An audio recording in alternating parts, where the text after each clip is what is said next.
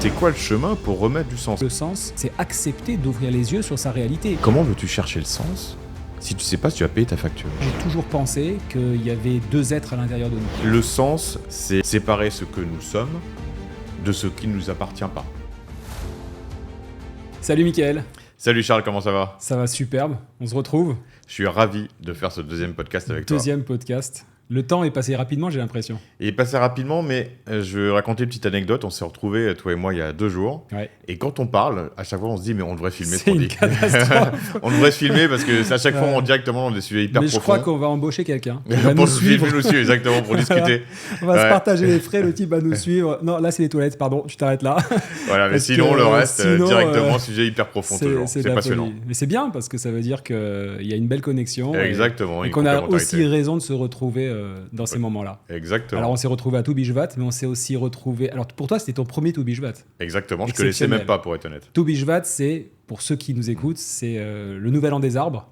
Et on a l'habitude de fêter ce petit moment où on mange des fruits, les 7 fruits d'Eretz Israël, de la terre d'Israël, puis un peu tout ce qu'on a envie. Et à Dubaï, c'était facile de se faire plaisir. Tu te souviens cette coque-là, ce fruit en coque délicieux. C'était sympathique.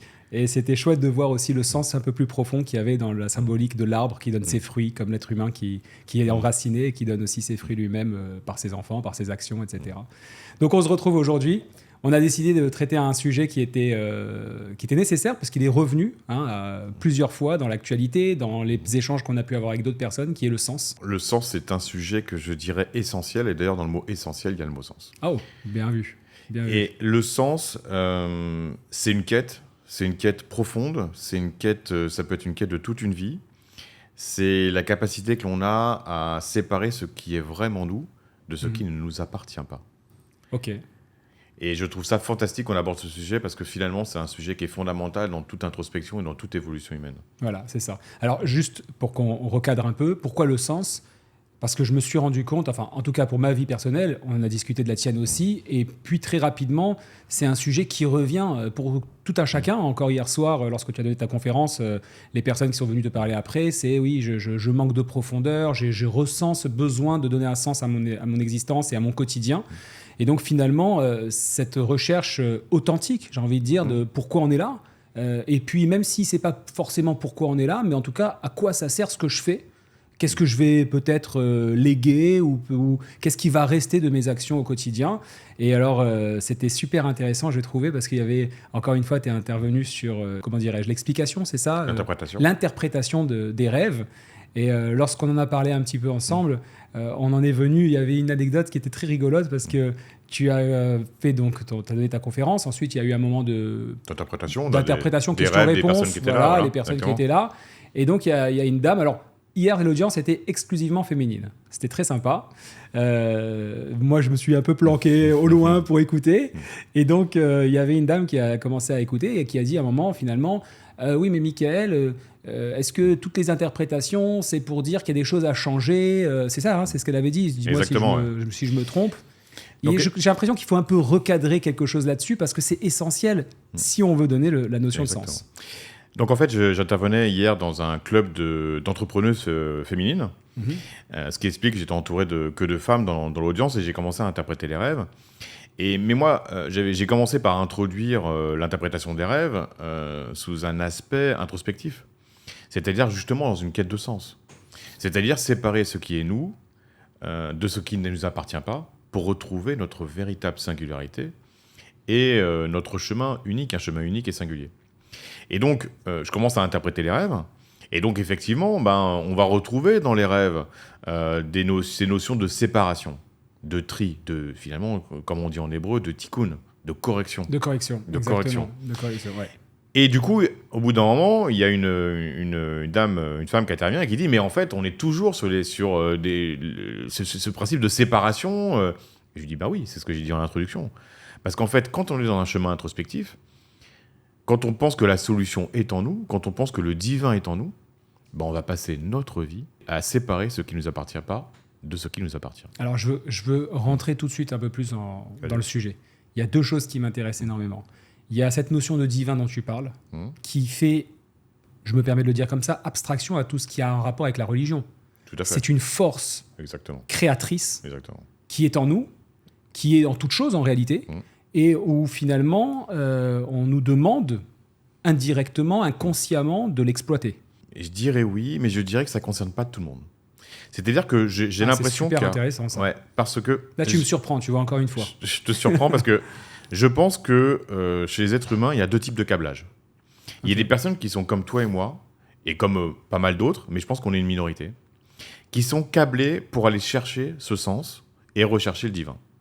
Mais je pense qu'on est une minorité. Et il y a des personnes qui sont plus dans le matériel et qui ne sont pas du tout dans cette quête de sens, qui sont dans un point de vue, je crois ce que je vois, je suis dans une forme de matérialité, et ça leur va. Il y en a, ça marche très bien comme ça.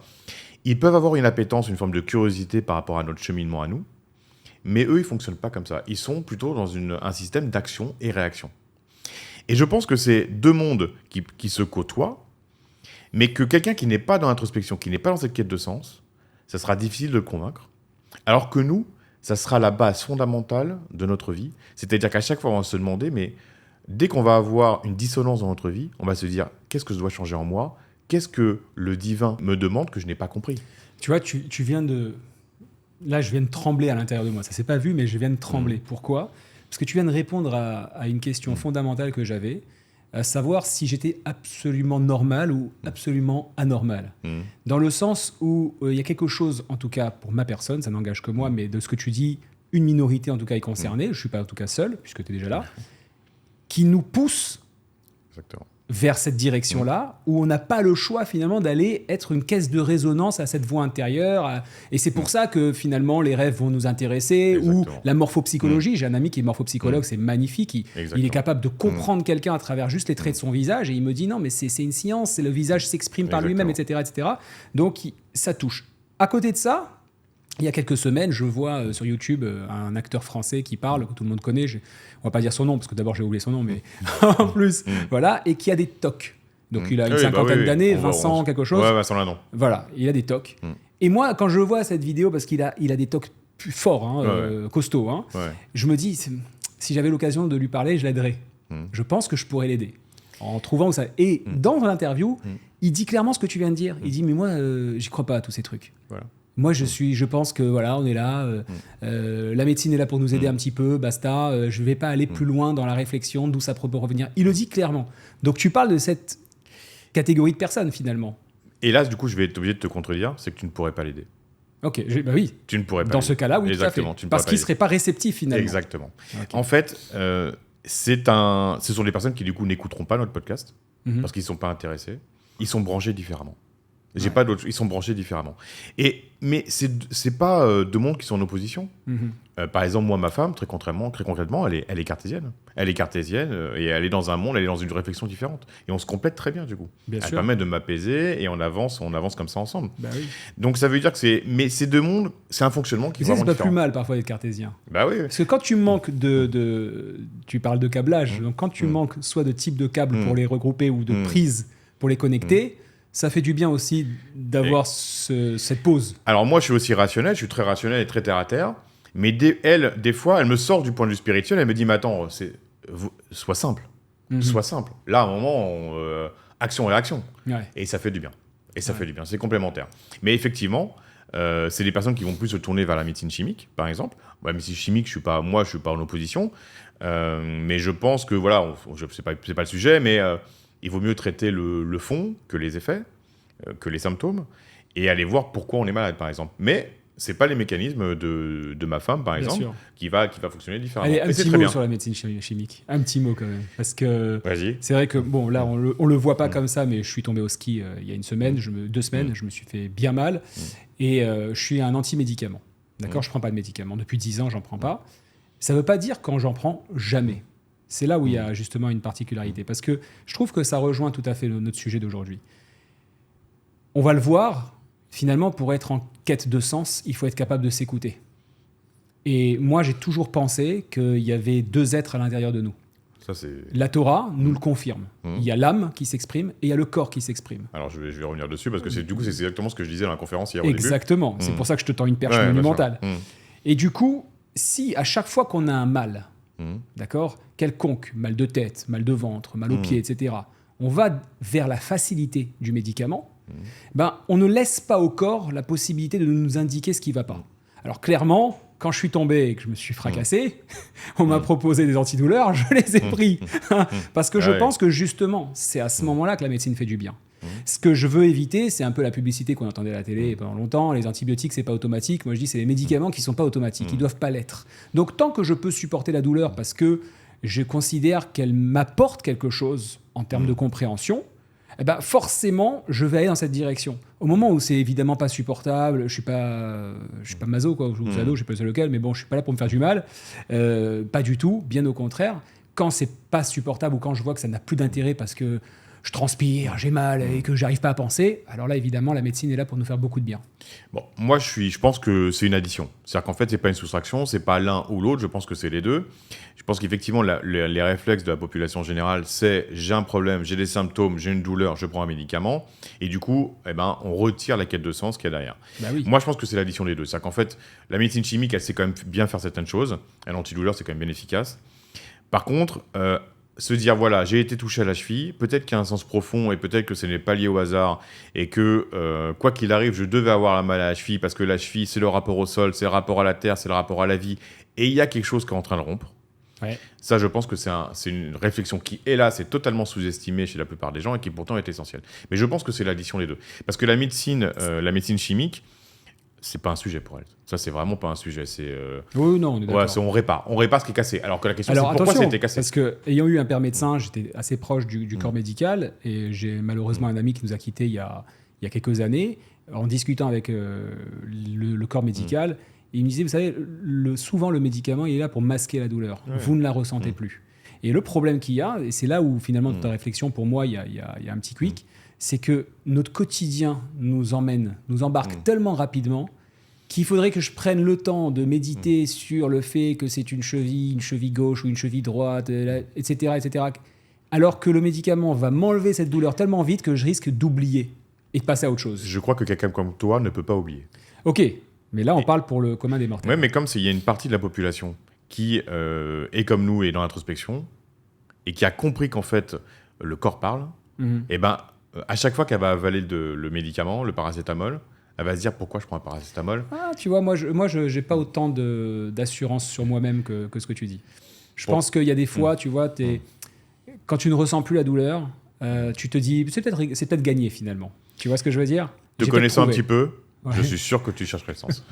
Je cherche le sens. Et justement, maintenir une douleur raisonnable, évidemment, et de surveiller cette intensité de douleur me permet de me dire, tiens, voilà, j'ai trouvé une réponse. Si ça disparaît, c'est que ça fonctionne. Et si ça disparaît pas, c'est que je dois aller un peu plus loin. Tiens à dire qu'on est quand même dans le sujet du sens, parce que du coup, là, on est le sens profond de pourquoi est-ce qu'on souffre. Je voudrais rebondir sur ce que tu as dit par rapport, il y a deux parties de nous. Tu as parlé du corps et tu as parlé de la Torah, de ce qu'on a profondément. Moi, je le vois, je vais le dire à ma façon, mais c'est la même chose. Moi, je pense qu'effectivement, il y a deux parties de nous. Il y a la petite partie, celle qui est prisonnière de notre cerveau, c'est-à-dire limitée par une boîte crânienne. Je parle de notre mental, je parle de nos pensées. À part si on a travaillé sur notre mental, souvent il est très limitatif.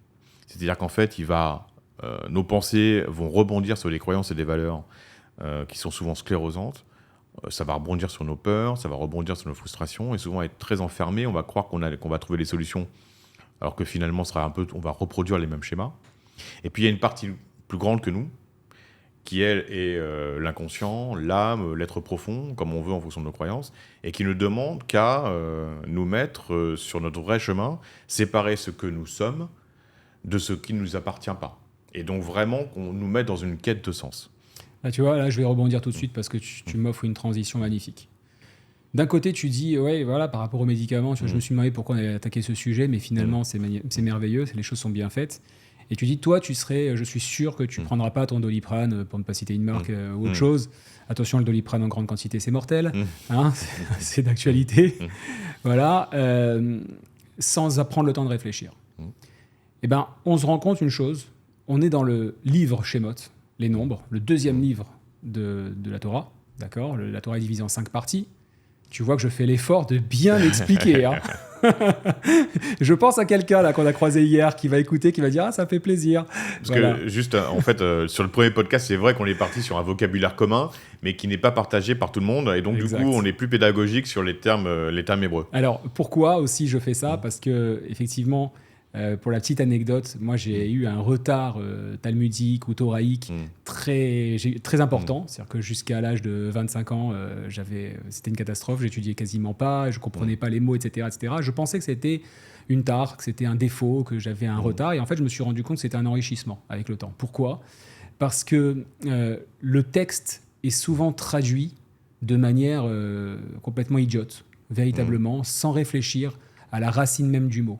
Et quand tu commences avec ce retard-là à voir la traduction, par exemple là j'utilise un chumash qui est merveilleux, qui est les éditions Keot, il y en a deux, il y a celui qui est devant moi, et qui apporte en fait, attention il est beaucoup fluo, j'ai beaucoup noté, qui apporte donc le texte en hébreu, la partie du commentaire de Rashi, qui est le premier commentateur de la Torah et qui a expliqué la Torah pour un enfant de 6 ans. Qui était français. Qui vient de Troyes exactement, et qui apporte en plus de ça, dans cette édition-là, des explications kabbalistiques, donc de Chassidut, qui est la Chassidut, qui est une pensée qui permet de comprendre la Kabbalah. Moi, je lui donne toujours l'exemple du jus du verre de jus de concentré. On mettait ce petit sirop au fond et on rajoute de l'eau. Le sirop, c'est la Kabbalah. Et avec l'eau, ça devient de la Chassidut. C'est-à-dire que n'importe qui peut le comprendre. La Kabbale, il faut savoir que c'est tout ce qui va être ésotérique dans le judaïsme, avec un sens caché qu'il faut comprendre, il faut avoir la maturité pour le comprendre. Et la Chassidut, du coup, c'est plus accessible. La Chassidut, exactement, c'est beaucoup plus accessible. Parce qu'évidemment, lorsqu'on tient un trésor, en réalité, on peut voir Ali Baba et 40 voleurs, enfin, toutes ces histoires, tous ces contes de fées qu'on nous a racontés, c'est un peu lié, dans le sens où quand on a un trésor, on va éviter de le donner à n'importe qui, où il pourrait facilement être transformé ou mal utilisé, etc. Ouais. Et donc, en réalité, lorsqu'on lit le texte, on va avoir un premier sens naturel. J'ai envie de dire c'est une jolie histoire. Voilà. On va avoir un deuxième sens qui va être apporté par Rashi, d'accord, qui est donc un commentateur, et qui va nous donner un peu plus de détails, qui va nous permettre d'ouvrir notre esprit à une découverte différente. Et ensuite, on va avoir évidemment un monde, c'est plus une rivière, c'est un océan véritablement qui s'ouvre à nous et où on se rend compte que, par exemple, moi j'aime bien faire un truc, quand je prends un mot en hébreu, je cherche sa racine, le shoresh, sa racine, et je regarde toutes les fois où il a été utilisé dans la Torah, dans quel contexte. Et ça permet en fait de comprendre une dimension encore plus profonde. Alors juste pour ceux qui ne connaissent pas, parce que nous c'est vrai que ça nous paraît évident, mais dans la Torah il y a toujours différents niveaux de lecture. Tout à fait. Et c'est, je pense, peut-être un des seuls textes dans lequel il y a vraiment ces différents niveaux de lecture et d'appréhension, on peut l'apprendre. Il y a quatre niveaux de lecture différents. Voilà, il y a vraiment le sens profond caché qui est un peu moins accessible, mais qui est vraiment sur une forme de révélation de qui nous sommes et de qui est le divin. Et c'est sans doute cette partie-là qui est la plus intéressante, la partie de la Kabbalah dont tu parlais. Exactement. Donc il y a effectivement 4 niveaux différents, le texte en lui-même, l'allusion, et on va jusqu'au secret, le sod, le dernier. En fait, ça s'exprime par le mot pardes, d'accord. Donc c'est 4 lettres pour exprimer. Et le dernier, c'est jusqu'au secret qui nous donne une révélation supplémentaire. Évidemment, cette révélation, si on n'est pas un tout petit peu versé dans le texte en lui-même et qu'on n'a pas préparé le sujet, ça peut faire fuir pas mal de monde. Mais finalement, la quête de sens dont on parle, c'est un peu celle-là. C'est-à-dire qu'en fait, on rentre dans des couches en profondeur en nous-mêmes pour aller trouver le sens profond. Donc, on est en plein dans le sujet d'aujourd'hui. Et dans ce texte-là, c'est le même chemin. C'est qu'en fait, on va en nous aller creuser en profondeur pour aller trouver notre sens profond. Exactement. Donc l'étude de la Torah, finalement, c'est un chemin d'introspection en nous-mêmes. Alors justement, je rebondis sur ce que je voulais dire. Donc on arrive dans ce livre de Shemot et on va nous raconter donc la naissance de Moïse, d'accord, et très rapidement, finalement, le fait que les Hébreux rentrent dans une forme d'esclavage. Lorsqu'on lit le texte en lui-même, c'est tout à fait intéressant de voir que ils rentrent en esclavage, c'est difficile, puis il y a le libérateur qui arrive, c'est une jolie histoire. Mais quand on rentre dans le détail, on se rend compte que quoi ? On en avait parlé un tout petit peu la dernière fois, dans le premier podcast qu'on a fait ensemble, c'est que Pharaon va utiliser des subterfuges, des techniques hyper, complexes, pour faire rentrer le peuple dans une servitude sans qu'il s'en rende compte. De manière insidieuse. Exactement. À tel point que quand Moïse va venir, Moshe, donc je vais utiliser les termes hébraïques, mais voilà. Moshe va venir libérer le peuple. Il y a énormément de questions qui se posent sur les parachutes passés, sur les sections passées. D'abord, le divin va rencontrer Moshe et va lui dire « Va libérer mon peuple ». Ok ? Première question qu'on peut se poser, c'est pourquoi il va aller demander à Pharaon de libérer. Il est envoyé par Dieu, tu vois. Normalement, il n'y a pas de raison. Va, prends le peuple, sors. Surtout qu'il va y avoir les 10 macotes, les 10 plaies. Tout ça, on ne comprend pas. Et la réponse de Pharaon, elle est extraordinaire, véritablement.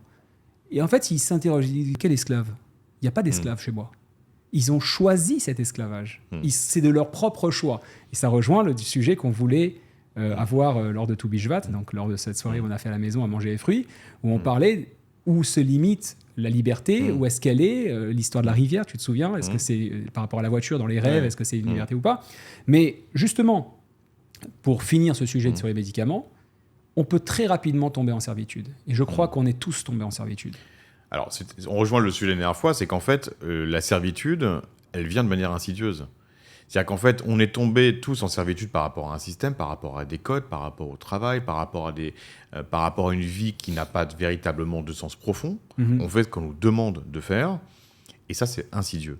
Et c'est exactement ce qui s'est passé avec l'histoire du peuple hébreu en Égypte. C'est qu'en fait, le dirigeant et nos dirigeants, ça peut être une critique de la société. Bien sûr, c'est une critique de la société. Vous n'êtes pas esclaves. Alors qu'en fait, on est tous, enfin, je m'inclus dedans, métro, boulot, dodo, c'est la norme. Tout ça pour avoir du mal à payer ses factures. Et c'est de pire en pire en ce moment, en France notamment. Et donc, on est tous esclaves. Et un peu dans le jours. monde entier, à part quelques exceptions, mais c'est difficile pour tous. On peut se poser la question, c'est pourquoi est-ce que toutes les spiritualités sont critiquées ? Parce que du coup, la spiritualité, ça permet de remettre du sens. L'ésotérisme est critiqué, ça permet de remettre du sens. Et donc de critiquer un système qui est une forme, entre guillemets, d'esclavage et d'asservissement. Exactement. Et donc, remettre du sens, c'est essentiel. Ça permet de nous sortir de notre servitude, dans laquelle on plonge volontairement, parce qu'on accepte d'y croire, mais ça peut-être déranger Pharaon ou les dirigeants. Et alors là, je vais prendre une des scènes de Matrix, qui je trouve qui est très révélatrice. Tu sais, c'est quand Neo décide de prendre la pilule, je crois que c'est la bleue ou la rouge, on s'en fout, enfin celle qui va le réveiller, libérer. Lui ouvrir les yeux, parce que c'est ça, donner du sens. C'est accepter d'ouvrir les yeux sur sa réalité. Exactement. Qu'est-ce qui se passe ? Donc il traverse le miroir, tu sais, il touche le miroir qui est plein d'eau, c'est un liquide, il traverse, et quand il se réveille dans Nabucodonosor, le vaisseau, il vomit, et il tombe dans les pommes. C'est-à-dire que cette vérité, elle est terrible. Elle est terrible. Et donc, être en quête de profondeur dans sa vie ou être en quête de sens, ça oblige, tu vois, moi je le dis, j'ai un peu les frissons, parce que ça oblige à regarder sa vie avec vérité. Mais quand les Hébreux sont dans le désert, c'est terrible. C'est terrible. C'est complètement terrible. C'est terrible. Sûr. Ils sont dans le désert, ils sont livrés à eux-mêmes, il n'y a rien. C'est qu'en fait, ils ont quand même un guide, et malgré tout, ça ne suffit pas. Oui, mais alors du coup, c'est ça. La question, c'est qu'est-ce qui va nous guider ? Parce que, si tu veux, la servitude, c'est hyper confortable. Exactement. C'est ça le piège. Voilà. Et donc là, nous, toi et moi, on est là pour dire, mais voilà, il y a rechercher le sens profond. Parce que même aujourd'hui, on parlait tout à l'heure des problématiques financières des gens. Si aujourd'hui, tu as une problématique financière, aujourd'hui, il y a un pouvoir d'achat en France, notamment, on connaît bien, qui est en train de s'amenuiser. Mais comment veux-tu chercher le sens si tu ne sais pas si tu vas payer ta facture ? La peur, c'est un outil d'asservissement. La peur de manquer d'argent, c'est un outil d'asservissement. Donc toutes les peurs sont des outils d'asservissement. Exactement. La peur de la mort, exactement. de la maladie. Et tout ça, c'est insidieux. Regarde, par exemple, l'actualité avec le Covid en ce moment. Exactement. Où il y a des sujets qui sortent. Alors, on ne va pas rentrer là-dedans, on ne va pas prendre une position ni quoi que ce soit, mais moi, je trouve que c'est intéressant. Parce qu'il y a de plus en plus de sujets officiels qui sortent, comme quoi les États sont allés un peu trop rapides, etc. Mais ce qui est intéressant, c'est quoi ? C'est pas finalement la conclusion. C'est à quel point il y a eu une pression pendant cette période, jouée sur la peur de contaminer l'autre, de tomber malade, de tuer. D'être des assassins. On pouvait tuer nos parents. Et c'est ça qui est juste intéressant. À quel point il y a eu un coup de pression. Mais le problème que moi je trouve et qui m'est parfois insupportable, c'est de se rendre compte que malgré l'histoire, l'homme est profondément bête. On a l'impression qu'on n'apprend rien. Et je me mets là-dedans. Oui, mais je pense qu'en fait... je m'inclus. Le problème, c'est on ne permet pas, aujourd'hui, on ne transmet plus les connaissances. C'est-à-dire que le niveau de l'école s'effondre, donc le niveau des connaissances s'effondre. Si tu as moins de connaissances, tu as moins la possibilité de réfléchir. Et si en plus on te rajoute des peurs et de l'incertitude, eh ben, tu es manipulable. Bah, évidemment. T'es manipulable. Ça arrange énormément nos puissants, ceux qui nous dirigent, d'avoir des gamins qui savent plus lire et écrire, Exactement. qui sont... Alors, je vais dire encore que les jeux vidéo, ça va, entre guillemets, parce qu'il y en a certains qui sont pas mal, qui permettent de la réflexion, mais dans la majorité des cas, passer sa vie sur son ordinateur ou sa télévision, c'est nous rendre abrutis, et ça nous arrange pas mal. Parce qu'aujourd'hui, prendre un jeune, j'adore voir, je sais pas si tu vois ça sur YouTube, j'adore voir ces interviews d'enfants dans les années 60, 70 sur la chaîne. Rien à voir. Il y en a un, j'avais l'impression qu'il avait 100 ans. C'est ça, c'est incroyable. Il y a la différence. Une richesse de vocabulaire et de réflexion Exactement. construite à 8-10 ans. C'est ça. impressionnant. C'est impressionnant. Ben, y a un système qui s'effondre là-dessus. C'est-à-dire qu'en fait, on n'a que des dirigeants qui nous disent « moi, j'investis sur la jeunesse » et qui font exactement l'inverse. Donc, du coup, remettre du sens, ça permet de s'émanciper. La connaissance, le sens, ça permet de s'émanciper. Du coup, la question, c'est quoi le chemin ? C'est quoi le chemin pour remettre du sens ? Parce qu'en fait, en vérité, personne ne se pose la question. Aujourd'hui, les gens, ils sont dans la petite partie d'eux-mêmes, le mental. Ils cherchent des solutions à leurs problèmes. Comment je vais payer mes factures ? Et avec une illusion d'un succès. C'est-à-dire qu'on voit bien tous les youtubeurs qui promettent la richesse et le succès. C'est-à-dire qu'en fait, les gens vont mal et ils se disent « je vais être sauvé par un immense succès totalement illusoire. Allez, je vais créer une boutique Shopify, je vais faire du commerce en ligne. » Et en fait, c'est juste pour vendre des formations à des gens. Bien sûr. Et du coup, on est tellement écrasé par un système que du coup, on cherche à gagner au loto. Ouais. On veut gagner au loto. On veut le truc miracle qui va nous émanciper de ça. Alors qu'en fait, non, c'est pas ça. On doit creuser le sillon qui le permet de prendre notre véritable chemin, retrouver qui l'on est profondément. Mais alors, comment on fait pour retrouver qui l'on est ? D'abord, je t'ai jamais posé cette question, mais qu'est-ce qui t'a emmené à l'interprétation des rêves ? Attention, je connais un peu l'histoire, tout d'un coup c'est arrivé à toi, mais c'est pas ça ma question, je vais être beaucoup plus précis. Qu'est-ce qui t'a emmené à te dire, tu sais quoi, je veux aller vers l'autre et l'aider à interpréter ses rêves pour, encore une fois, découvrir une facette de lui-même qui est présente, peut-être endormie, tiens, intéressant, tu vois, c'est la nuit que ça se passe, et qui va l'aider à dépasser quelque chose. Si tu poses une question fondamentale et je vais y répondre de manière très particulière et je vais choquer les gens. Bon alors préparez-vous, attention. Moi je suis prêt, j'ai l'habitude. En fait, rien. Rien. Parce qu'en fait, c'est très bizarre, c'est que... Donc, mon histoire, en gros, j'allais pas bien. Et donc, je vais aller moi aussi dans le désert, dans mon propre désert. Et j'ai essayé de détruire j'ai essayé de séparer ce qui m'appartenait de ce qui ne m'appartenait pas. Ok. Mais l'appétence pour l'interprétation des rêves, je ne l'ai jamais eue. Et je vais vous dire quelque chose de plus choquant. Je ne l'ai toujours pas. C'est-à-dire qu'aujourd'hui, tu me files un bouquin... Ma femme, on s'est rencontrés, elle m'a offert un bouquin sur l'interprétation des rêves. Je ne l'ai pas lu. Ok. C'est-à-dire que c'est elle va être contente de l'apprendre, là. Elle le sait. Elle le sait. C'est-à-dire qu'aujourd'hui, étudier l'interprétation des rêves ne m'intéresse pas. C'est-à-dire que, par exemple, moi, j'ai des sujets qui m'intéressent, où je vais chercher, je vais fouiller. L'interprétation des rêves, ça ne m'a jamais passionné. Et pourtant, je sais à quel point c'est essentiel. C'est-à-dire que ce que je veux dire là, c'est que je dis que la plupart de nos désirs ne nous appartiennent pas. Ah, c'est beau.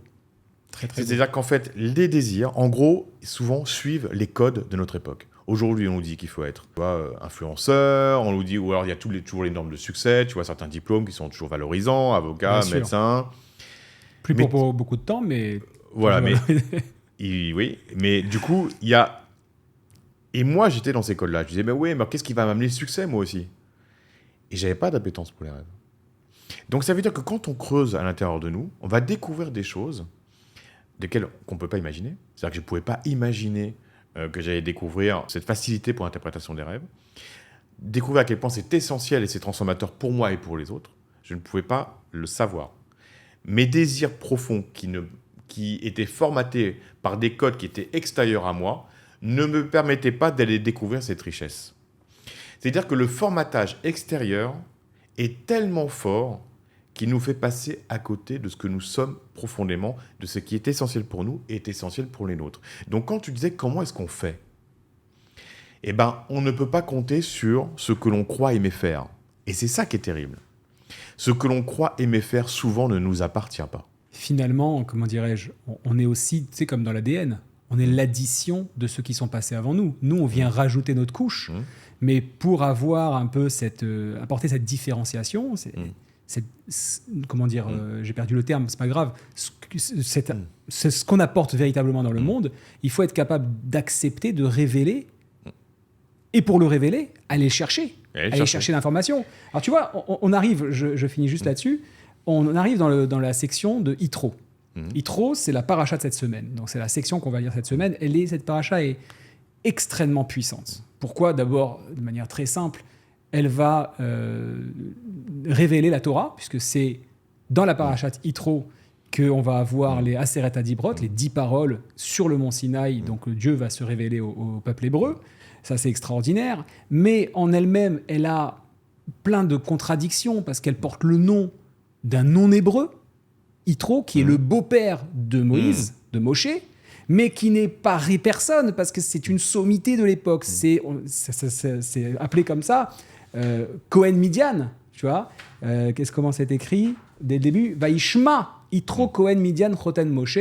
Donc voilà que cet homme-là, qui est le prêtre de Midian de sa ville, donc le prêtre de sa ville-là, sous-entendu le patron de l'idolâtrie qui maîtrise tous les sujets, etc., va entendre ce qui s'est passé du Dieu d'Israël, la sortie d'Égypte, etc. Il est le beau-père de Moshe et il va venir à leur rencontre. Rien que ça mérite tout un chemin. Et dans ce chapitre-là, on va arriver vers quoi ? Vers les Aseret Adibrot, les 10 paroles. Mais avant ça, Dieu va préciser certaines choses. Il va faire une piqûre de rappel aux Hébreux. Je voudrais juste lire un verset très rapidement parce qu'il vient conclure beaucoup de choses qu'on vient de dire. À savoir, Va'atem tiuli mamlechet kohanim vegoy kadosh ele advarim asher tedaber el bnei Israël. Et voilà que vous serez pour moi un peuple de princes, un royaume de princes. Mamlechet kohanim, kohanim c'est un prêtre en réalité, un Kohen, donc un royaume de princes. Vegoy kadosh, un peuple saint. Voici les paroles qui seront données. Tels sont les mots en fait qui ont été dits. Ok. Et donc tout de suite il va sélectionner. Moi je me suis posé cette question. D'abord historiquement parlant, tu sais, une fois chez Hanouna, Sarah quelque chose, une avocate, avait utilisé le mot goy, donc tout de suite pour définir les noms juifs. Et c'est extraordinaire parce que moi, je me dis, quand j'entends ça, ça fait un peu une petite polémique. Je me dis, mais en fait, ils sont incultes ou quoi ? Pourquoi ? Parce que le premier peuple de la Torah appelé goy, c'est le peuple juif. C'est le peuple d'Israël. Tu vois ? En réalité, c'est quoi ? Goy, si on devait le traduire, ça serait un petit peu étranger. Étranger aux coutumes, étranger aux habitudes. Et on est d'abord des étrangers de nous-mêmes. C'est ça qui est merveilleux. Et donc, il y a une piqûre de rappel en nous disant, attention, vous êtes un royaume de princes. Non, ça, c'est de la traduction idiomatique. Si on le lit un peu plus, vous êtes des représentants. Des représentants de ceux qui sont censés... Je vous choisis, vous n'avez pas le choix. Parce que finalement, être hébreu, c'est ne pas avoir le choix. C'est en nous et on nous l'a donné. Débrouille-toi avec ça, tu vois. Et c'est pas toujours simple à gérer. Et c'est pas du tout simple à gérer. Parce que c'est une vraie question. Tu vois, c'est hyper intéressant ce que tu viens de dire. Parce que, si je puis me permettre, tu viens d'une famille, tu me l'as dit la dernière fois, quasi athée. Quand il y a eu l'histoire avec ton frère qui est Niftar. On a coupé toute pratique. Et moi, c'est l'inverse. Exactement, on s'est croisés. Et nos deux judaïsmes, entre guillemets, sont difficiles à assumer tous les jours. C'est très intéressant. On pourrait penser que toi, tu le vis tranquille, et moi aussi. C'est compliqué, c'est très compliqué. C'est très compliqué. C'est très compliqué. Et je vois, parce que du coup, moi, je trouve que c'est très intéressant. J'avais jamais compris ça, et je l'ai compris quand tu viens de le dire. Je voudrais faire le parallèle entre Yitro et la Torah. Parce que c'est totalement cohérent avec ce qu'on vient de dire. Donc, en fait, tu as Yitro. Donc, Yitro, pour bien repréciser, c'était... En gros, à part le fait que ce soit le père de la femme de Moïse, c'était en gros un chef de village, un grand chef de village, qui était idolâtre, donc qui n'était pas du tout, on va pas dire juif entre guillemets, qui n'était pas du tout dans ce rapport-là. Et pourtant, lui, la parole de Dieu va venir le percuter. Les actions de Dieu, Les actions de Dieu viennent le percuter, d'accord ? Quoique t'as pas tort non plus, les paroles, puisque Vaishma, il a entendu. Vaishma, la racine Shema, entendre. Il ne pouvait pas l'anticiper.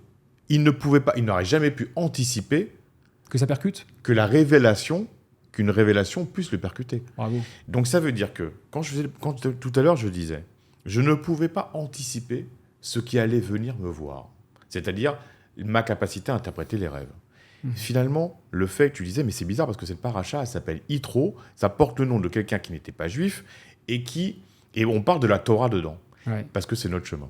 Ça veut dire que quand on va dans le désert, qu'on fait le vide en nous, on ne peut pas savoir ce qui va venir nous percuter, ce qui va venir se révéler. C'était vrai pour moi avec l'interprétation des rêves, et pourtant, il faut bien comprendre que je n'ai pas du tout souhaité cette capacité à interpréter les rêves, mais pourtant, elle est essentielle. Je ne l'ai pas désirée, mais elle est essentielle pour moi et pour les autres. Et c'est essentiel que, comme la Torah, quand la Torah est venue, de se l'approprier et de la transmettre. Il est essentiel pour moi de m'être approprié l'interprétation des rêves et de le transmettre. C'est pas mal. Parce que je vais te dire, j'ai vécu à peu près la même chose avec cette transmission de connaissances. Je t'ai dit tout à l'heure que mon manque de bagage thoraïque, je pensais que c'était un frein et donc voilà, j'avais un peu peur d'y aller. Et je vais utiliser ce terme-là parce que finalement, dans ce que tu dis, accepter, réceptionner, c'est ça aussi. Il va falloir faire preuve de courage parce que lorsqu'on passe le désert, ça sous-entend peut-être tout perdre. Et je me suis beaucoup posé cette question, tu vois, j'en ai parlé moi dans mes vidéos sur ma chaîne YouTube, c'est que Moïse, Moshe, au même titre que d'autres grands, avaient tout pour eux. Il faut comprendre une chose. Tu te rends compte, c'est la grâce qui arrive sur son berceau. Il est mis dans le Nil, récupéré par la fille de Pharaon. Je veux dire, le rêve. C'est royal. C'est royal, c'est le cas de le dire. C'est le cas de le dire. Et on n'est pas à un niveau de Macron ou de président italien ou espagnol. On est sur le roi des rois. Le roi des rois, la méga puissance de l'époque. Et on peut peut-être l'imaginer un petit peu avec le style que Trump prend aujourd'hui. Tu sais, il va régler Gaza en 1 heure, l'Ukraine en 3 jours. Il a les réponses à tout. C'est la superpuissance. On verra ce qui se passera. Mais dans l'état d'esprit de Trump, on peut imaginer un pharaon qui va encore plus loin parce que tu lui tournes le dos, il te coupe la tête. Donc ça va très très loin. Il arrive dans ce monde-là. Il profite de tous les bienfaits. Alors c'est sa mère d'origine qui va se retrouver être sa nourrice parce que c'est le seul saint qui va accepter d'allaiter, etc., etc. Bon, la main divine qui l'accompagne, ok. Mais concrètement, elle a dû être rémunérée pour ça. Je ne sais pas si tu imagines. Ils ont dû vivre de manière grassement, comment on dit, voilà, de manière large, en tout cas. Et il arrive donc dans le royaume de Pharaon, il découvre toutes les largesses possibles et imaginables, et il décide. Je sais pas, il faut pas une confiance, mais c'est une prise de risque, et il faut un courage incroyable. Dans le film Prince d'Égypte, j'ai beaucoup aimé une scène, c'est qu'il part avec son bouclier, son épée, sa tenue, et dès qu'il commence à faire quelques kilomètres dans le sable, tout de suite, il lâche tout. Il lâche tout, c'est-à-dire il lâche ce qui lui permet d'être reconnaissable. Autant dire que dans 10 minutes, il croise une caravane, on ne sait pas qui il est, et il n'y a aucun signe qui va dire qu'il est prince d'Égypte ou quoi que ce soit. Je trouve cette image assez bien faite dans le film, parce que c'est ça finalement. On rentre dans un désert, on va traverser quelque chose où il faut qu'on accepte, pour se retrouver envers nous-mêmes, de peut-être tout perdre. Et surtout, il ne peut pas anticiper ce qu'il va trouver. Exactement. Il ne peut pas savoir qu'il va se marier. C'est très puissant ce que tu viens de dire. Et il ne peut pas savoir qu'il y aura la Torah derrière. Ouais. Donc, il est dans la vacuité totale. C'est-à-dire qu'en fait, son mental va forcément rompre. C'est-à-dire qu'en fait, toutes ces valeurs, tous ces codes qui lui ont donné une forme de confort, mais qui l'ont enfermé, cette traversée du désert permet de rompre ça. Il a dû sans doute peut-être devenir fou au bout d'un moment. Parce que finalement, il était livré à lui-même, et ça a dû tourner. Les méninges ont dû tourner dans sa tête, ça a dû tourner. Ça a tourné. Et à un moment, ça a dû rompre. Peut-être que c'est passé par une forme de folie. Et puis après, il y a eu la révélation. Et du coup, c'est toujours la question, c'est est-ce que nous... Alors, je vais quand même préciser quelque chose de très joli. Parce que quand on s'est vu à la maison, tu m'as dit... alors, je te caricature comme ça, excuse-moi. Vas-y. Mais force le trait. Non, voilà, je force le trait, merci. Non pratiquant, pas religieux, pour un sou. Et pourtant, tu m'as dit, tu sais, je suis venu ici à Dubaï dans des conditions, j'avais quasiment pas de parachute. Un truc hyper raisonnable. Toujours pas, voilà. Et pourtant, tu vois la main divine au quotidien. C'est-à-dire que tu vois les portes s'ouvrir, les opportunités, tu les saisis, etc. Ouais. Et bien, tu vois, j'ai envie de dire à tous ceux qui nous écoutent et qui se disent en tête, c'est un chemin que je dois emprunter, mais j'ai la trouille. J'ai envie de les rassurer. Pourquoi ? Parce qu'en fait, je crois qu'il n'y a que du beau qui arrive. Et pourquoi je vais le dire? Parce qu'il y a des choses qu'on sait très peu. Quand Moshe traverse le désert, c'est quasiment pas marqué, c'est quelques allusions, mais il faut aller fouiller pour le trouver. Il va rencontrer un peuple d'Éthiopiens. Il va devenir chef des armées, roi d'Éthiopie. Je savais pas. Eh oui, je sais que tu ne le sais pas. Ensuite, il va rencontrer Yitro, dont il épousera plus tard sa fille. Il deviendra, pareil, un haut responsable. Ce qui veut dire que quoi? Lorsqu'on est quelqu'un, ce qu'on est vraiment, pas le poste avocat des affaires, ministre de l'Intérieur, non. Ce qu'on est vraiment à l'intérieur, ça, on ne peut pas nous l'enlever. Et que quand on a une confiance en soi, tu vois, ça, c'est quelque chose qu'on découvrira dans d'autres parachiotes à venir, c'est lorsqu'il va falloir construire le Mishkan, donc le tabernacle, ce qui n'est pas prévu dans les plans divins, entre guillemets, à la base, entre guillemets, parce que tout est prévu, évidemment. Le divin va demander au peuple hébreu de rassembler de l'or, de l'argent et du cuivre. Chacun représente, en fait, une certaine propriété de l'être humain. L'or, la générosité, qu'on va présenter sous chesed. Gvura, c'est l'argent, c'est-à-dire plus de la rigueur. Et le cuivre, c'est une certaine dureté dans l'épreuve, de ne jamais abandonner. Et ça, c'est des codes, finalement, pour aller découvrir le sens. Alors, tu parlais du coup de mon cheminement à Dubaï, de venir sans parachute. Du coup, effectivement, il y a le fait de quitter un confort. Quitter un confort parisien ou avec une forme de... Voilà, parce que tu t'en sors bien à Paris, t'es bien. À Paris, je m'en sors bien. J'ai un bel appartement au centre de Paris. T'as une entreprise, t'es chef d'entreprise. J'ai une entreprise, chef d'entreprise. Et du coup, là, clairement, il y avait une forme de confort. C'est-à-dire, sur le papier, il n'y a pas de raison d'arrêter ça. Voilà. Sur le papier, il n'y a pas... Sauf un sentiment profond qu'il faut partir. Exactement. Voilà. Donc, quelque chose, une force... Quelque chose qui te pousse. Immatérielle, qui me dit, il faut partir. Pour l'avenir de ma fille, pour l'avenir de ma famille, il faut partir. Énergétiquement, c'est plus là que ça se passe. Il faut partir. Il y a même tu sais qu'il y a une phrase en hébreu. Vas-y. Meshane makom, meshane mazal. C'est-à-dire que là où il y a l'endroit, il y a la chance. L'endroit dépend aussi. La chance dépend de l'endroit. C'est le cas de le dire. Voilà. Et du coup, on vient ici sans parachute. C'est-à-dire qu'en gros, je suis pas fortuné. Donc, j'ai pas une grosse sécurité. Quoi, t'es pas un Émirati? Je crois que t'avais 7 milliards de côté. J'aurais bien voulu. Et du coup, on sort de la sécurité, on abandonne la sécurité et les synchronicités, les miracles, alors c'est des mini-miracles, mais des synchronicités, des rencontres, des trucs incroyables, nos solutions, nos problèmes, les problèmes concrets, humains, comment on va faire garder notre fille, les solutions viennent de manière un peu miraculeuse. Au hasard, tu rencontres quelqu'un au parc qui te dit « Maintenant, je connais une super nurserie où il y a de la place », alors que nous, on ne trouvait pas du tout de nurserie, enfin, du coup, l'équivalent d'une crèche, où mettre notre fille. Et du jour au lendemain, et c'est là le miracle. C'est là le miracle. C'est-à-dire que tu es face au mur. Et tu ne trouves pas de nurserie, tout est full, on te dit il y a des mois d'attente, et tout d'un coup, tu trouves une porte qui s'ouvre, on te dit ici, dans un lieu, tu t'attendais pas, etc. Et je venais 5 minutes avant, 5 minutes après, je croisais pas cette personne-là. Et d'ailleurs, je l'avais rêvé. C'est-à-dire qu'en fait, quelques jours, plusieurs semaines avant plutôt, j'étais dans un lieu, une sorte de grand marché, et je voyais que... le divin ou mon âme peut-être organisait les rencontres dont j'avais besoin. Et donc on est sur le symbole de la manne dans le désert, c'est qu'en fait le divin, quand tu sors de ta zone de confort et que tu vas à la rencontre de toi-même, organise ta sécurité. Mais je dois quand même, il faut parler d'un principe de réalité. C'est qu'en fait, je ne veux pas dire c'est super, tout ce qui nous arrive est super. Il y a de l'humain derrière. Il y a des angoisses derrière. Bien sûr. Les angoisses derrière, il y a du stress derrière. Donc, je ne veux pas dire que j'ai passé 2 mois confort à me dire j'ai la foi, le divin va m'aider. Oui, tout c'est... voilà, j'ai besoin de moi-même de me dire bon, calme-toi, ça va bien se passer. J'ai besoin de reconnecter à mon essence profonde, à me dire ça va bien se passer, ça va venir, les solutions vont venir. Mais quand un autre problème arrive, tu dis bon, tu peux te dire, excusez-moi entre guillemets, bon, fais chier là.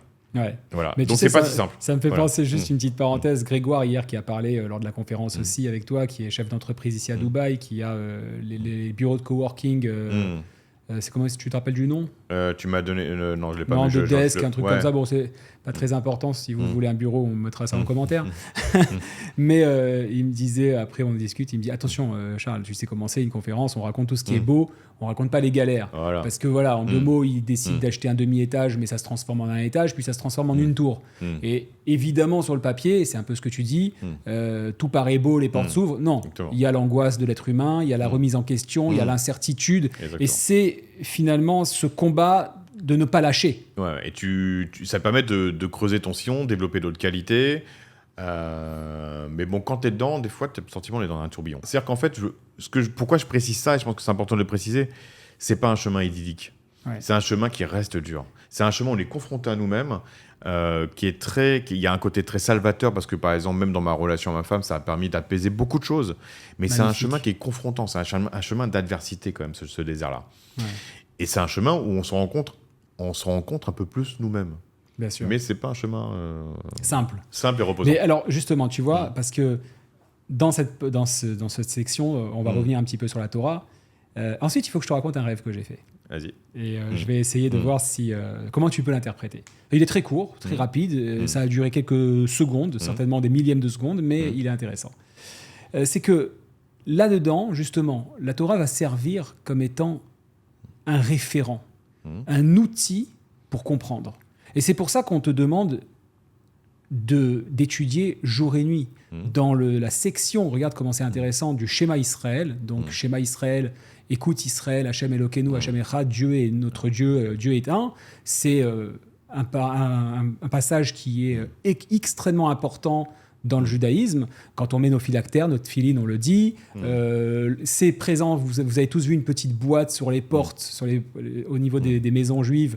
C'est une mezouza, dedans il y a ce paragraphe. C'est marqué quoi ? Ve'afta et Hashem Elokecha. Tu aimeras Dieu, ton Dieu. Tu remarqueras que très souvent, si ce n'est la majorité des cas, le texte parle pour chaque individu. Dans la construction grammaticale, c'est Elokecha, pas Elokenu, notre Dieu, mais ton Dieu. Ça te parle à toi. Qu'est-ce qui est marqué ? Ve'afta et Hashem Elokecha, bechol levavcha uvechol nafshecha v'chol meodecha. Tu l'aimeras de toute ton âme, de tout ton cœur, etc. Ve'ayu advarim ha'ele asher anochi metzadecha. Ayom. Et voici ce que Dieu a dit, Ayom, aujourd'hui. Cette notion de Ayom, elle apporte quelque chose de fondamental. Parce qu'on pourrait penser que la Torah est un texte ancien, les textes anciens, on dit souvent, mais il n'y a rien de plus actualité que la Torah. Parce que comme c'est un code, moi je dis toujours, c'est le petit, tu sais, quand tu achètes un meuble Ikea, c'est le petit livret. On peut s'en sortir sans. Surtout Ikea, on peut s'en sortir sans. Moi qui suis pas mal bricoleur, j'en ai presque plus besoin. Mais je t'assure que de temps en temps, tu te dis, tiens, pourquoi il y a cette vis ici, comme dirait Gad Elmaleh, t'es content de l'avoir. Eh bien, lorsque Dieu donne ce texte-là, il nous aide véritablement à avoir ces codes-là. Mais ça demande forcément de se verser. Alors, je trouve que je pense qu'on approche de la conclusion. Et du coup, en me disant ce que tu viens de me dire, tu sais que j'ai perdu un peu le fil parce que je te voyais en train d'avoir envie de dire un truc de fou. Ouais. Du coup, j'ai perdu un peu mon fil. Non, mais c'était très clair. C'était très clair, rassure-toi. Et en fait, ça va permettre de faire le lien par rapport aux médicaments et par rapport au corps qui te parle. Parce qu'en gros, tu dis, il y a la Torah, moi je vais dire le divin, notre capacité à voir de l'autre côté du miroir, symbolisée par les téphilines. Donc les téphilines, pour ceux qui ne savent pas, c'est quand on met la petite boîte ici. Sur le milieu du front et sur le bras droit. On doit les mettre normalement tous les jours. Moi, je ne les mets pas tous les jours. Et tu me dis, mais pourquoi tu ne les mets pas tous les jours ? Parce que moi, je te dis, les téphilines, c'est créer un canal avec le divin, avec Dieu. Et il dit, et pourquoi tu le fais pas tous les jours ? Tu m'as dit, pourquoi tu ne le fais pas tous les jours ? Je lui dis, parce que j'ai un autre moyen d'avoir cette connexion au divin, qui sont, chacun notre façon de faire. Et donc, la connexion, là, ce que tu viens de dire, c'est que la connexion avec le divin, elle doit être permanente, quotidienne. Ça dépend en fait de la quantité de divin qu'on veut révéler en nous en fait. Exactement, mais l'autre côté, c'est quand même pas mal. Si tu as quelqu'un qui veut t'aider et qui peut donner des sources d'inspiration, des idées nouvelles, te dire comment cheminer, c'est quand même pas mal de s'en servir. La question, c'est pourquoi on le fait pas tout le temps. Et je vais faire le lien avec le corps. Parce que tout à l'heure, on parlait des maladies, du corps, de la médecine chimique. Mais parfois, le corps, moi, ce que j'ai remarqué, et ça peut sembler très surprenant, c'est que moi, j'ai remarqué que mon corps anticipait le futur. C'est très particulier ce que je vais te dire. Par exemple, j'ai du psoriasis. Là, tu as conscience qu'il y en a certains qui sont en train de lâcher prise. C'est pas grave. C'est pas grave. Parce que justement, je l'ai tellement expérimenté dans ma vie que je sais que c'est vrai. Mais après, je veux pas... c'est pas une religion non plus. Chacun pensera ce qu'il veut. Non, mais ce qui est très intéressant, et je te laisse continuer tout de suite, c'est que tout un chacun, nous avons nos signaux. On est dans une société où on veut le conformisme. Absolument. Il y a une forme aussi de jalousie. Ah, lui, il y arrive, pourquoi pas ? Non, on est tous différents et cette différence nous complète. Et ben, je vais du coup bousculer les codes. Donc moi, en fait, j'ai un psoriasis au niveau des cheveux. D'accord ? Heureusement, au niveau des cheveux, ça se voit pas trop. Et en fait, ce psoriasis au niveau des cheveux, il est donc dans ce qu'on appelle le chakra coronal. Donc, c'est notre connexion au divin. Ok. D'accord ? Début de semaine dernière, je vois que mon psoriasis revient. Ok. Et je vois qu'ici, je commence à avoir des petites croûtes. Et je me dis, c'est bizarre parce que j'ai pas l'impression d'être déconnecté en ce moment. En ce moment, j'ai l'impression d'être plutôt en accord avec le divin. Mhm. Et j'ai compris tout de suite que c'était une anticipation de ce qu'allait arriver. Que j'allais vivre Comment ? une forme de déconnexion. Ah. Et donc je me dis, c'est intéressant, j'ai le signal, c'est à moi, dans les jours qui viennent et les semaines qui viennent, de me reconnecter à cette partie divine qui est la mienne. Mhm. Et donc j'avais le message. Et puis, les jours qui ont suivi, j'ai été pris dans une lessiveuse où il a été impossible de me reconnecter à moi-même. Incroyable. C'est-à-dire que le symptôme est venu avant. Alors, laisse-moi réagir là-dessus. Et on pourra conclure, si tu veux, sur ce sujet. Même si je t'ai pas raconté mon rêve, ça sera pour une Ah oui, prochaine. mais non, vas-y, raconte-le. Alors, non, je voudrais réagir là-dessus. Parce que tu as dit, c'est une déconnexion qu'il y a eu. J'aimerais le voir de manière plus optimiste. Lorsqu'on regarde Moshe, Mhm. il est dans la maison de Pharaon, il a tout le confort possible, il est au top de sa life. Pourtant, il va décider de complètement larguer ce côté top de sa life pour autre chose. Et quand on voit le résultat, beaucoup de temps après, c'est incomparable. Il a tellement gagné à tous les niveaux. Tu sais que même sa richesse, c'est très peu exprimé. En fait, c'est exprimé une seule fois. Moshe était le plus riche, matériellement parlant, du peuple. Intéressant. Ouais, donc il a reproduit, ok. Donc ça veut dire que sans en avoir envie, ni quoi que ce soit, C'est revenu. même le côté matériel est revenu. Ce qui est logique. On le sait parce qu'il y a eu un problème d'argent dans le peuple et que c'est lui, il y a un verset qui dit que c'est lui qui est venu verser de son argent pour ne pas qu'aucun soit accusé, etc. et qu'il n'y ait pas de jugement quelconque. Et de là, on sait que Moshe avait de l'argent et une grosse somme. Mais on voit qu'il y a eu un upgrade après cette traversée du désert dans son niveau. Pourquoi cette connexion au divin ne passerait pas des paliers supplémentaires à chaque fois. Toi, tu parles de se déconnecter, et moi, je te dis, finalement, je reviens sur cet exemple du téléphone qui fait une mise à jour ou l'ordinateur. Exactement. Est-ce que c'est pas une petite temps de pause pour passer une marche supplémentaire ? Alors, pour aller plus loin, c'est peut-être aussi le divin ou mon être profond, c'est la même chose, qui me dit, quand tu te sers pas de moi, et que tu es uniquement dans le matériel, bah, ça va pas très bien se passer. Et ça s'est pas très bien passé. Ah, c'est magnifique, ça. C'est magnifique. Ça veut dire quoi ? Parlons-nous clairement. Tu l'as ressenti comme une baisse d'intensité de ta part ? Tu as un peu lâché l'affaire ? Non, c'est-à-dire que tu as été tenté par quelque chose ? Non, c'est qu'en fait, j'ai été pris dans l'action, dans le faire. J'ai fait plein de choses. J'ai pas été connecté à mon être profond ou au divin. Et au final, tout ça, ça n'a servi à rien. Et ça s'est plutôt mal passé. Incroyable. Si j'avais accepté le signe, dire attends, je vais avoir. On revient à la notion de courage. Accepter le signe, prise de risque. Prise de risque, voir que je prends pas le bon chemin, c'est-à-dire que je vais me déconnecter de ce que je suis profondément, je vais rentrer dans l'action et ça va forcément mal se passer. Et dire ok, ce que j'avais prévu de faire, finalement, je le fais pas. Ou alors je le fais, mais à deux, avec moi et l'autre partie de moi. Et l'autre partie de toi, bravo. Et je le fais en association pour voir ce qui est vraiment juste, ce qui a vraiment du sens. Plutôt que de foncer tête baissée dans ce que j'ai prévu de faire et qui finalement n'aboutira à rien. Et du coup, le psoriasis, mon corps a parlé avant. Alors c'est hyper intéressant. Et là, on va encore perdre une petite partie de l'audience, c'est pas grave. Mais tu sais que dans le judaïsme, normalement, la mort n'existe pas. Okay ? C'est-à-dire que le premier homme, Adam Arishon, Adam, l'homme, Arishon, premier, donc le Adam, premier homme, Adam et Ève. Voilà, Adam et Ève, merci, ça je l'avais pas pensé. Adam n'aurait jamais dû mourir. C'est lorsqu'il fait la faute qui meurt. Enfin, qui meurt. Non, justement, il ne meurt pas. Il vivra l'équivalent de 1000 ans, finalement 930 ans, mais 1000 ans. Bon, c'est un autre sujet. Quoi qu'il en soit, la mort n'était pas censée exister. Quand on regarde un petit peu plus en détail, qu'est-ce qui se passe ? C'est quoi la mort ? En fait, c'est la victoire ou l'échec de l'un des deux. C'est-à-dire soit le corps, soit l'âme. Pourquoi la victoire ou le corps ? Ou l'échec ? Soit le corps veut gagner, c'est-à-dire il s'éteint, c'est sa victoire à lui. Et donc il n'est plus marié à l'âme qui lui est divin et qui est illimité, qui donne ce rayon. Soit l'âme veut remonter au divin et lâche le corps qui n'est pas capable de suivre. Et donc, dans les temps messianiques, dans les prophéties juives, on dit que lorsque le Messie viendra, cette notion de mort, alors encore faut-il la comprendre, etc. Mais en tout cas, cet abandon entre le mariage du corps et de l'âme arrêtera. Et donc, on se reconnectera à l'essentiel. Et ce qui est intéressant, c'est que cette notion de Messie, elle nous ramène à nous-mêmes. C'est-à-dire qu'en fait, cette dissonance dont tu parles, eh ben, je l'ai vécue. Et en fait, quand il y a une dissonance, et du coup, je sais que tu l'as vu aussi, Oui. parce que du coup, bah, tu as eu physiquement quelques problèmes. Voilà, tu as une canne aujourd'hui. Une béquille. Tu m'as vieilli de 70 ans d'un coup. Une Là. béquille. Quoique pour passer la sécurité de l'aéroport, ils m'ont enlevé la béquille, ils m'ont donné une canne en bois. Et donc, ça veut dire que toi et moi, on est confrontés au fait que quand on n'écoute pas, et ben, quand il y a une dissonance entre notre corps et notre âme, et ça, c'est vrai pour nous, c'est vrai pour tout le monde, Ouais. et ben, il y a une forme de rupture. Ouais, Et donc, ça nous dit, mais Charles, mais ça Mickaël, va encore plus loin. Charles, Mickaël, écoutez. Il y a Mais une autre partie de vous qui vous parle. Exactement, mais ça va encore plus loin parce que mon problème de cheville et d'épaule, c'est un problème de tendon.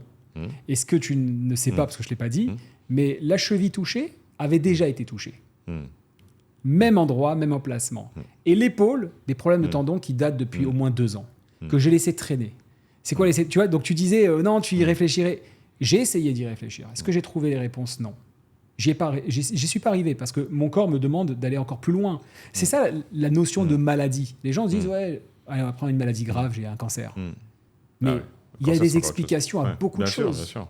Lorsqu'on se laisse, alors je vais faire un raccourci terrible malheureusement, mais évidemment il faut prendre ça avec des pincettes parce que je suis pas là pour juger ceux qui sont touchés par ça. Mais lorsqu'on se laisse ronger de l'intérieur, Exactement. il n'est pas étonnant d'en arriver là. Bah, moi, j'ai un exemple très concret, mon père. Mon père, le mien aussi. Voilà, cancer, rongé de l'intérieur. C'est-à-dire qu'en fait, mon père, signe astrologique Scorpion secret.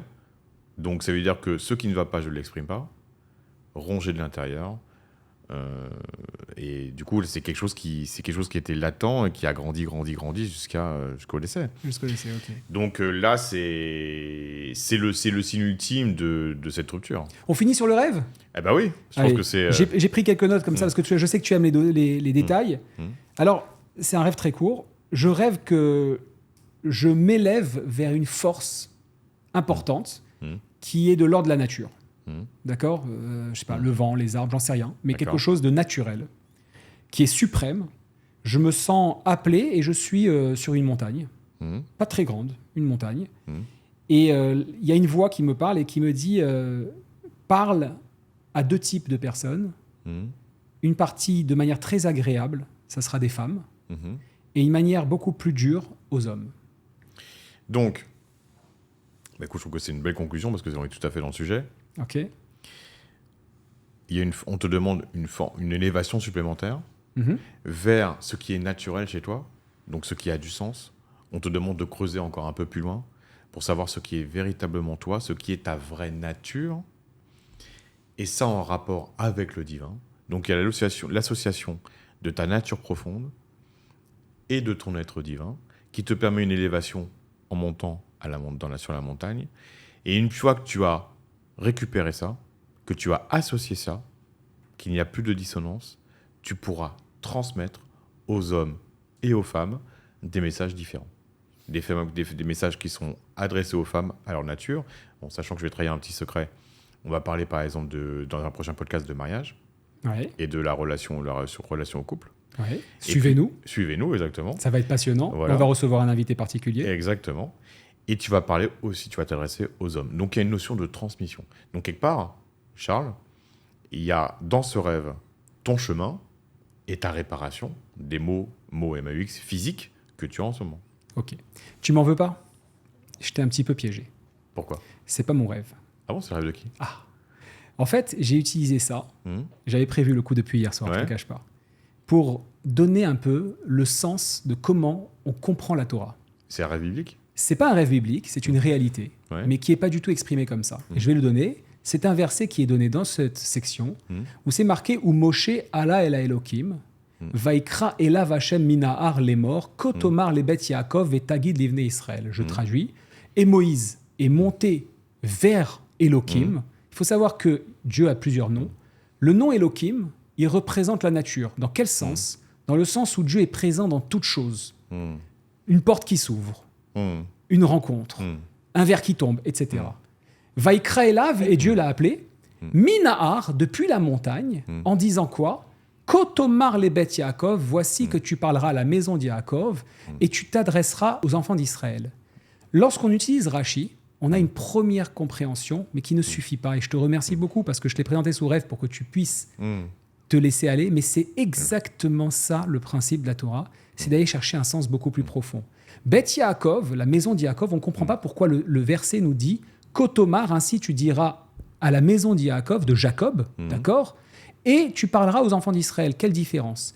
Nous dit le premier commentateur de la Torah, Rashi, Beth Yaakov représente les femmes. La maison de Jacob, ça représentait les femmes.